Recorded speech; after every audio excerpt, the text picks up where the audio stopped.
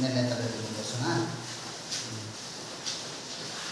ಕಳೆದ ತರಗತಿಯಲ್ಲಿ ಇದರ ಒಂದು ಹಿನ್ನೋಟವನ್ನು ಅಂದರೆ ಒಂದು ಬ್ಯಾಕ್ಗ್ರೌಂಡ್ ಅಂತ ಏನು ಕರೀತೇವೆ ಆ ಬ್ಯಾಕ್ಗ್ರೌಂಡನ್ನು ನೋಡಿದೆ. ಹಿನ್ನೋಟ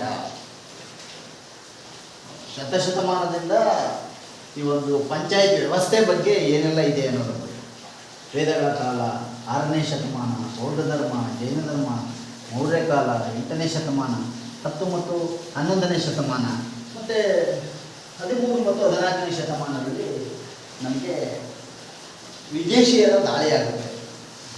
ಆ ವಿದೇಶಿಯರ ದಾಳಿಯಾದಂಥ ಸಮಯದಲ್ಲಿ ನಮಗೆ ಗ್ರೀಕ್ ದೇಶದಿಂದ ಮತ್ತು ಅಫ್ಘಾನಿಸ್ತಾನದಿಂದ ಮುಸ್ಲಿಂ ದೇಶಗಳ ರಾಜರುಗಳು ನಮ್ಮ ಮೇಲೆ ದಾಳಿ ಮಾಡ್ತಾರೆ. ಇದನ್ನು ನಾವು ಭಾರತದ ಮೇಲೆ ದಾಳಿ, ವಿದೇಶಿಯರ ದಾಳಿ ಅಂತ. ಆಗಲೂ ಸಹ ಈ ವ್ಯವಸ್ಥೆ ನಮ್ಮ ಸಮಾಜದಲ್ಲಿ, ಸಮುದಾಯದಲ್ಲಿ ಇತ್ತು. ಆದರೆ ತದನಂತರ ಮೊಘಲರ ಕಾಲದಲ್ಲಿ ಇಸ್ಲಾಮಿಕ್ ಧಾರ್ಮಿಕ ನೀತಿಗಳಿಗೆ ಸಂಬಂಧಪಟ್ಟಂತೆ ಕೆಲವು ಬದಲಾವಣೆಗಳಾಗ್ತವೆ. ಏನು ಇಸ್ಲಾಮಿಕ್ ಧರ್ಮ ಇದೆ, ಕುರಾನ್ಗೆ ಸಂಬಂಧಪಟ್ಟಂತೆ ನೀತಿಗಳು, ನಿಯಮಗಳು ಬದಲಾವಣೆ ಆಗಿ ಪಂಚಾಯತ್ ವ್ಯವಸ್ಥೆಯಲ್ಲಿ ಸ್ವಲ್ಪ ಬದಲಾವಣೆಗಳಾಗ್ತವೆ. ಆದರೆ ಮೂಲ ರೂಪದಲ್ಲಿ ಬದಲಾವಣೆ ಆಗಿರೋದಿಲ್ಲ. ಮಗಳು ಬರೋದಕ್ಕಿಂತ ಮುಂಚೆ ಪೂರ್ಣ ಪ್ರಮಾಣದಲ್ಲಿ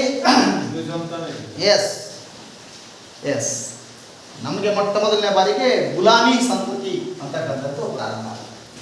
ಅದರ ಬಗ್ಗೆ ನಾವು ಮುಂದಿನ ತರಗತಿಗಳಲ್ಲಿ ನೋಡುವ.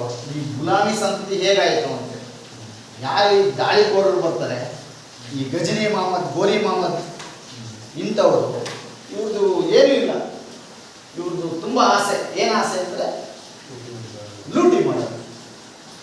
ಮತ್ತು ಎಲ್ಲ ಭಾಗದಲ್ಲಿ, ಅದರಲ್ಲೂ ಎಸ್ಪೆಷಲಿ ಇಂಡಿಯಾ, ಭಾರತದ ಸಂಪತ್ತನ್ನು ದೋಚತಕ್ಕಂಥದ್ದೇ ಇವರ ಗುರಿ. ಮತ್ತು ಭಾರತದಲ್ಲಿ ಅಂಥ ಪ್ರಮಾಣದಲ್ಲಿ ಸಂಪತ್ತಿತ್ತು. ಒಮ್ಮೆ ಗಜನಿ ಮಹಮ್ಮದ್ 17 ಬಾರಿ ದಂಡಯಾತ್ರೆಯನ್ನು ಮಾಡ್ತಾನೆ. ಈಗ ಸ್ವಲ್ಪ ನಮ್ಮದು ಡೈವರ್ಟ್ ಆಗುತ್ತೆ, ವಿಷಯಾಂತರ ಆಗುತ್ತೆ, ಆದರೂ ಒಂದು ಮಾಹಿತಿ ಕೊಟ್ಟು ಮುಂದೆ ಹೋಗ್ತೀನಿ. ಒಮ್ಮೆ ಗಜನಿ ಮಹಮ್ಮದ್ ದಂಡಯಾತ್ರೆಯನ್ನು ಮಾಡ್ತಾನೆ. ಅವನು ಬರೋದಕ್ಕಿಂತ ಮುಂಚೆ ಗಜನಿಯಲ್ಲಿ ಅವನ ರಾಜ್ಯದಲ್ಲಿ ಒಂದು ಮ್ಯಾಪ್ ಹಾಕೋತಾನೆ, ಯೋಜನೆ ಸ್ಕೆಚ್ ಹಾಕೋತಾನೆ, ಪ್ಲ್ಯಾನ್ ಹಾಕೋತಾನೆ. ನಾನು ಇಂಥ ಕಡೆ ಹೋದರೆ ನನಗೆ ಇಂಥ ಸಂಪತ್ತು ಸಿಗುತ್ತೆ ಅಂತ.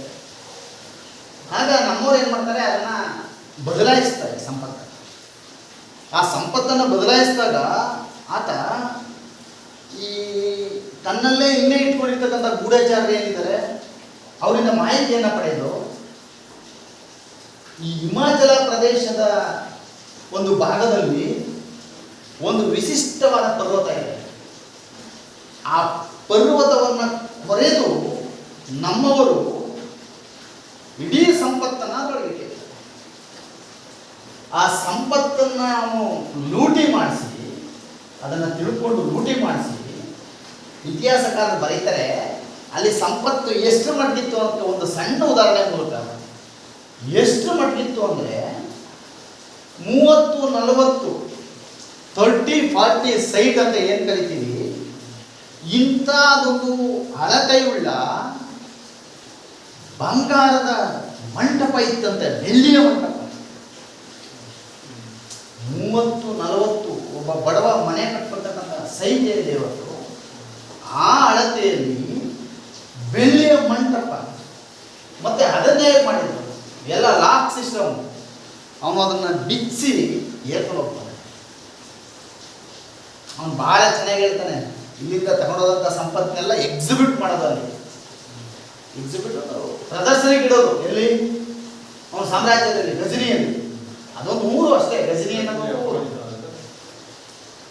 ಅಫ್ಘಾನಿಸ್ತಾನ. ಆ ಗಜನಿ ಅನ್ನೋದು ಸ್ಥಳ ಅಷ್ಟೇ, ಒಂದು ಗ್ರಾಮ ಅಲ್ಲಿ ಬರ್ತಕ್ಕಂಥದ್ದು. ಅಲ್ಲಿ ಅವನು ಅದನ್ನೆಲ್ಲ ಎಕ್ಸಿಬಿಟ್ ಮಾಡೋದು. ಇಲ್ಲಿಂದ ದಾಳಿ ಮಾಡಿ ಹೋದಂತಹ ಎಲ್ಲ ಸಂಪತ್ತನ್ನು ಅವನು ಎಕ್ಸಿಬಿಟ್ ಮಾಡಿ ತನ್ನ ಸಾಮ್ರಾಜ್ಯದ ಜನತೆ ಎಲ್ಲ ಅದನ್ನು ನೋಡೋದು, ವೀಕ್ಷಣೆ ಮಾಡೋದು. ಅವನು ಹೇಳ್ತಿರ್ತಾನೆ ನೋಡಿ ಈ ಸಂಪತ್ತೆಲ್ಲ ನಿಮ್ದು. ಬಹಳ ಚೆನ್ನಾಗಿ ಹೇಳ್ತಾನೆ ಅವ, ಅದು ಅರ್ಥ ಆಗೋದ್ರೆ ತುಂಬಾ ಕಷ್ಟ ಅವನಿಗೆ. ಬಹಳ ಸರಳ. ಈ ಸಂಪತ್ತೆಲ್ಲ ನಿಮ್ದು, ಆದರೆ ಅದೆಲ್ಲ ನನ್ನ ಹತ್ರ ಇರುತ್ತೆ.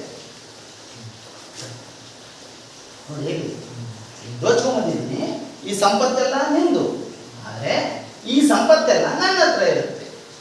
ಇಷ್ಟೇ. 17 ಬಾರಿ ಒಂದೊಂದು ಬಾರಿ ದಂಡಯಾತ್ರೆಯನ್ನು ಮಾಡಿದಾಗ ಒಂದೊಂದು ಕುರುಹುಗಳನ್ನು ಅವನು ಸೃಷ್ಟಿ ಮಾಡ್ತಾ ಹೋಗ್ತಾನೆ. ಅದಿರಲಿ ಬಿಡಿ, ಅವನು ಗಾಳಿ ಮಾಡಿದ ಹೋದ. ಆದರೆ ಅಂತಿಮವಾಗಿ ನಮ್ಮಲ್ಲಿ ಉಳಿದಂಥ ಜನ, ಅವನ ಜೊತೆಗೆ ಬಂದಂಥ ದಂಡನಾಯಕರು, ಅವನ ಸೇವೆಯನ್ನು ಮಾಡಕ್ಕೆ ಬಂದಂಥವರು ಇಲ್ಲೇ ಉಳಿದು ನಮ್ಮ ಈ ಒಂದು ದೇಶದಲ್ಲಿ ನೆಲದಲ್ಲಿ ಉಳಿದು ತಮ್ಮ ಸಂತತಿಯನ್ನು ಪ್ರಾರಂಭ ಮಾಡ್ತಾರೆ. ಅದಕ್ಕೇ ಇವತ್ತಿಗೂ ನಮ್ಮಲ್ಲಿ ಬಾಬಾ ಸಂತತಿ ಅಂದರೆ ಅದರ ಅರ್ಥ ಇಸ್ಲಾಮಿಕ್ ಸಂತತಿ ಅಂತಕ್ಕಂಥದ್ದನ್ನು, ಮುಸ್ಲಿಂ ಬಾಂಧವರು ಅಲ್ಲಿಂದ ಪ್ರಾರಂಭ ಆದರು ಅಂತಕ್ಕಂಥದ್ದನ್ನು ಮೊಟ್ಟ ಮೊದಲನೇ ಬಾರಿಗೆ ಗುಲಾಮಿ ಸಂತತಿ ಪ್ರಾರಂಭ. ಆ ಗುಲಾಮಿ ಸಂತತಿ ಅಂತಕ್ಕಂಥದ್ದು ಈ ಮಲ್ಲಿಕಾಫರ್ ಅಂತಕ್ಕಂಥ ಒಬ್ಬ ದಂಡನಾಯಕ ಇಲ್ಲಿ ಹುಡ್ಕೋತಾನೆ. ಮಲ್ಲಿಕಾಫರ್ ಅಂತ ಅವನ ಜೊತೆಗೆ ಬಂದಂಥ ಒಬ್ಬ ವ್ಯಕ್ತಿ ಈ ಕುತುಬುದ್ದೀನ್ ಐಬಕ್ ಅಂತಕ್ಕಂಥವನು. ಎಲ್ಲ ಮುಂದೆ ಬರ್ತದೆ, ಕುತುಬುದ್ದೀನ್ ಐಬಕ್ ಅಂತಕ್ಕಂಥವನು. ಈಗ ನೀವೇನು ಡೆಲ್ಲಿನಲ್ಲಿ ಕುತುಬ್ ಮಿನಾರ್ ಅಂತ ನೋಡ್ತೀವೋ ವಿಶೇಷವಾಗಿ, ಅದನ್ನು ನಿರ್ಮಾಣಗೊಳಿಸಿದಂಥವನು, ಪ್ರಾರಂಭ ಮಾಡಿದಂಥವನು, ಅದನ್ನು ನಿರ್ಮಾಣಗೊಳಿಸೋಕ್ಕೆ ಪ್ರಾರಂಭ ಮಾಡಿದಂಥವನು. ಅದು ಮುಂದೆ ಎಲ್ತಮಸ್ ಅಥವಾ ಇಲ್ತಮಸ್ ಅಂತಕ್ಕಂಥ ಒಬ್ಬ ರಾಣಿಯಿಂದ ಅದು ಪೂರ್ಣಗೊಳ್ಳುತ್ತೆ. ಇವನು ಮೊದಲನೇ ದೊರೆ. ಕುತುಬುದ್ದೀನ್ ಐಬಕ್ ಅಂತಕ್ಕಂಥವನು ಗುಲಾಮಿ ಸಂತತಿಯ ಮೊಟ್ಟ ಮೊದಲ ದೊರೆ. ದೆಹಲಿ ಸಾಮ್ರಾಜ್ಯವನ್ನು, ಯಾಕಂದ್ರೆ ಅವ್ರಿಗೆ ಅಲ್ಲಿ ಬಂದ ತಕ್ಷಣವೇ ಡೋರು, ಏನೀಗ ಪಂಜಾಬ್ ಇದೆ, ಇವತ್ತೇನು ನೀವು ಡೋರ್ ಮಾಡೋದು ಅಲ್ಲಿಂದ ಬಾಗಿಲು ಅವರಿಗೆ, ಅದು ಇವತ್ತಿಗೂ ಬಾಗಿಲಾಗಿ ಉಳ್ಕೊಂಡ್ಬಿಡುತ್ತೆ. ಯಾಕೋ ಮೋದಿ ಎಲ್ಲನೂ ಚೇಂಜ್ ಮಾಡ್ತಾರೆ, ಅದನ್ನು ಚೇಂಜ್ ಮಾಡಿಸಿದ್ದಾರೆ. ವಾಘಾಬಾರ್ಡರ್ ಅಂತ ಏನಿದೆ ಈಗ ಪಂಜಾಬ್ ಬಾರ್ಡರ್ ಇದೆಯಲ್ಲ, ಅಲ್ಲಿಂದ ಎಲ್ಲರೂ ಬರೋದು. ಪಂಜಾಬ್ ಬರೋದು, ಬಂದ ತಕ್ಷಣವೇ ಇಲ್ಲಿ ಸಿಗೋದು. ಗೊತ್ತೇ ಇದ್ದಂಗೆ ಇಲ್ಲಿ ಗುಜರಾತ್, ಹಿಮಾಚಲ ಪ್ರದೇಶ, ಜಮ್ಮು ಕಾಶ್ಮೀರ, ಉತ್ತರ ಪ್ರದೇಶ, ಈಗೇನು ಉತ್ತರಾಂಚಲ ಮತ್ತು ಇವೆಲ್ಲ ಮತ್ತು ಬಿಹಾರ, ಉತ್ತರಾಂಚಲ, ಉತ್ತರಾಖಂಡ ಇವೆಲ್ಲ ಉತ್ತರ ಪ್ರದೇಶದಲ್ಲಿ ಸೇರ್ಕೊಂಡಿದ್ರು. ದೊಡ್ಡ ಸಾಮ್ರಾಜ್ಯ. ಈಗಲೂ ಅಷ್ಟೇ. ಉತ್ತರ ಪ್ರದೇಶ 24,66,00,000 ಜನರನ್ನು ಹೊಂದಿದೆ. 24,66,00,000 ಜನ ಇತ್ತೀಚಿನ ವರದಿಗಳ ಅದೆಷ್ಟು ಅದೇನಾ